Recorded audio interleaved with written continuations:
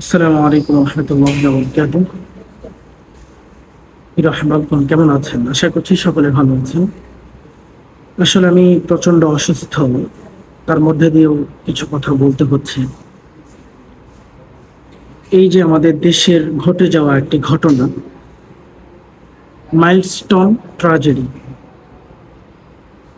যে স্কুলের মধ্যে বিমান ব্লাস্ট হলো,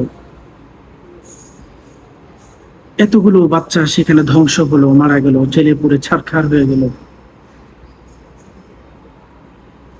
আসলে এর পিছনে কি ঘটনা বা কি চক্রান্ত সেটা আমি আদৌ জানি না, বাকি আমার মন সাক্ষী দেয় কিছু একটা আছে, কিছু একটা আছে। আর এটা বাংলাদেশ, তো হওয়াটাই স্বাভাবিক।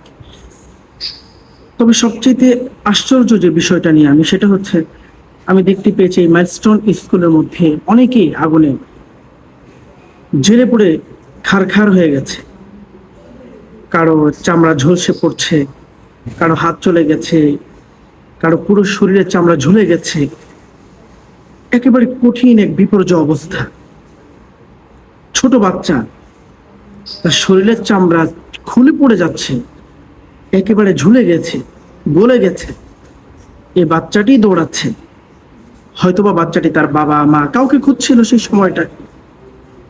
অথচ আমরা বাঙালি জাতি এমন এক জাতি, এমন কঠিন এক জাতি, সেই সময়টা আমরা বাচ্চাগুলোকে না ধরে আমরা কেউ বা ক্যামেরা নিয়ে ব্যস্ত, কেউ বা ছবি তোলা নিয়ে ব্যস্ত, কেউ ভিডিও নিয়ে ব্যস্ত। সবার ভিউ প্রয়োজন, এত ভিউ প্রয়োজন। মানবাধিকার কোথায়? কোথায় আজ মানবতা? সবাই ক্যামেরাম্যান, সবাই ভিডিওগ্রাফি করে, এইভাবেই সকলে মেতে আছে।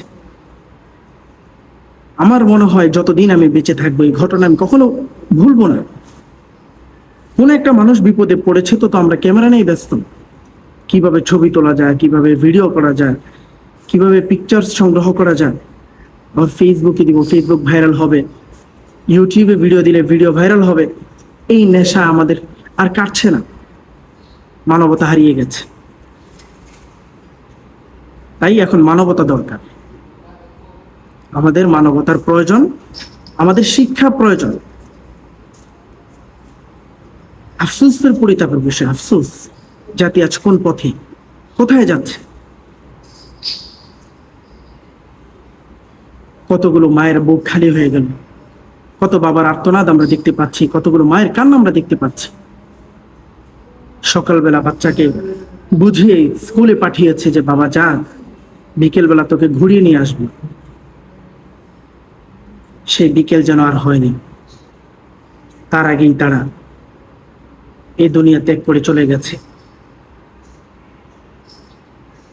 যে মাগুলো সন্তান হারিয়েছে তাদের কি অবস্থা,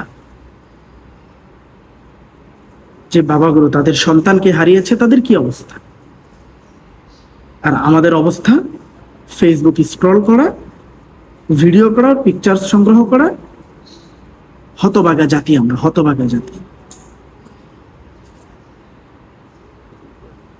এই কারণে আসুন এগুলো ছাড়ি, এগুলো পরিহার করি, এগুলো পরিহার করা প্রয়োজন। এই সমস্ত ক্যামেরা, ছবি এগুলো বাদ দিয়ে আগে মানুষের উপকার করা শিখুন, বিপদে অগ্রসর হন, এগিয়ে যান। এটা প্রয়োজন, এটা প্রয়োজন। ছবি পড়ে, ভিডিও পড়ে আপনারা অনেকেই ভিডিও দেখতে পেয়েছেন, অনেকেই বাচ্চাগুলো দৌড়াচ্ছে, একটা মানুষ ধরার জন্য যায় না, একটা মানুষ। এতগুলো মানুষ ছিল, সকলে ক্যামেরাম্যান হয়ে গেছে।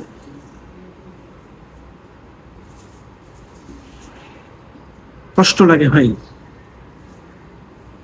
আমরা মুসলমান, মুসলমানের দায়িত্ব ভুলে গেছি।